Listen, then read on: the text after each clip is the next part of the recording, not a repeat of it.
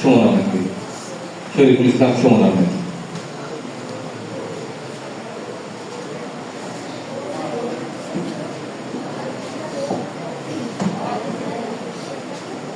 পরম করুণাময় সৃষ্টিকর্তার নামে শুরু করছি। আজকে জগৎপুর সাধারণ উচ্চ বিদ্যালয়ের একটা ব্যতিক্রম দিন। এই ব্যতিক্রমী দিন আমি এই জন্য বলবো, অন্য যে কোনো দিন যে কোনো সভা বা সেমিনারের মধ্যমণি থাকে প্রধান অতিথি, নয়তো যিনি সভাপতিত্ব করেন সভাপতি। কিন্তু আজকে এই প্রোগ্রামের সভাপতিত্ব করছেন মাননীয় প্রধান শিক্ষক মহোদয়।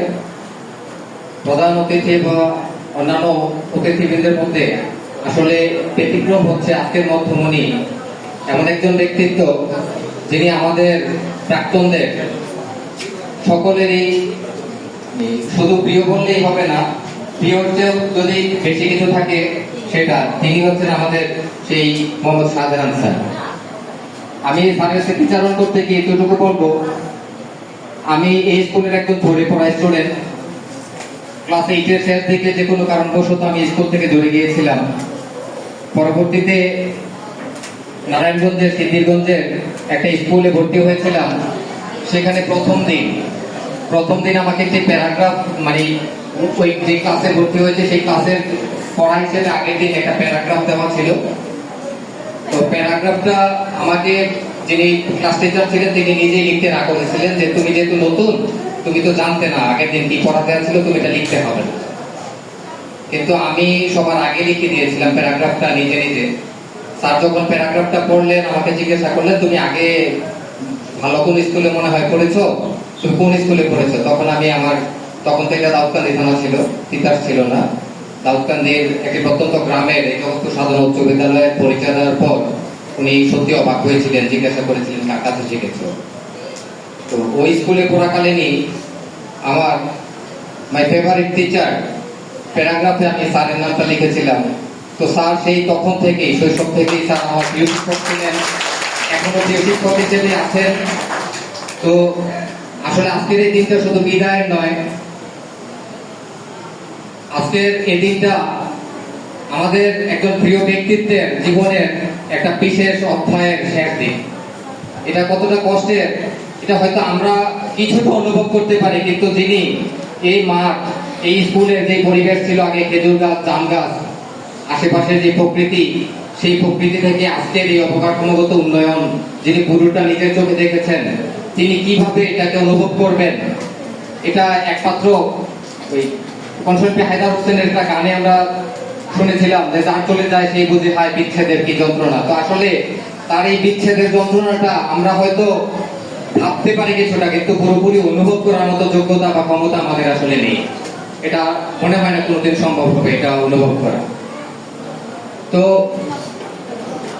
স্যারকে আমি আজীবন আমি একটা কথা বলি যে কিছু শিক্ষক তার নিজ গুণে শিক্ষার্থীদের পিতা হয়ে ওঠেন। এই স্কুলের আমার অনেক শিক্ষকই আসলে আমার পিতাকে দেখেন নাই, কারণ জন্মের আগে থেকেই আমি নিজে আমার পিতাকে দেখার সৌভাগ্য হয়নি। এই স্কুলের একজন শিক্ষক শুধু আমার পিতাকে চিনতেন, তিনি হচ্ছেন শাহজাহান স্যার।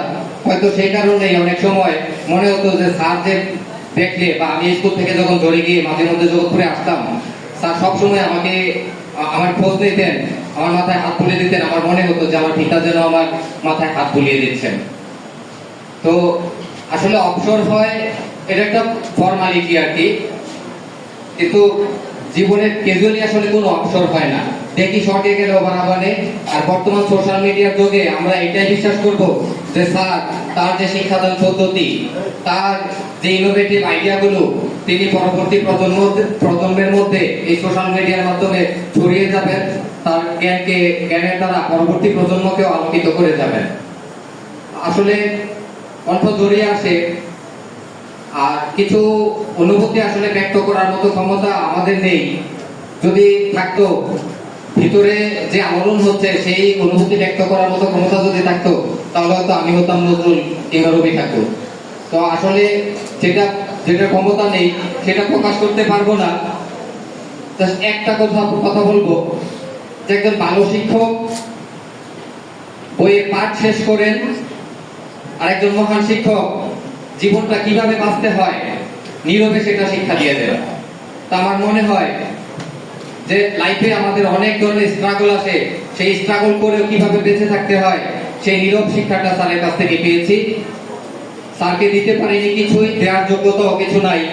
স্যারের জন্য আজীবন মন থেকে প্রাণ ভরে দোয়া করব, স্যারকে যেন সুমন স্রষ্টা জীবনের শেষ দিন পর্যন্ত ভালো রাখেন, সুস্থ রাখেন এবং তার জ্ঞানের দ্বারা পরবর্তী প্রজন্ম থেকে প্রজন্মান্তর আলোকিত করতে পারেন। এই বলে আমার সংক্ষিপ্ত বক্তব্য এখানে শেষ করছি। আসসালামু আলাইকুম।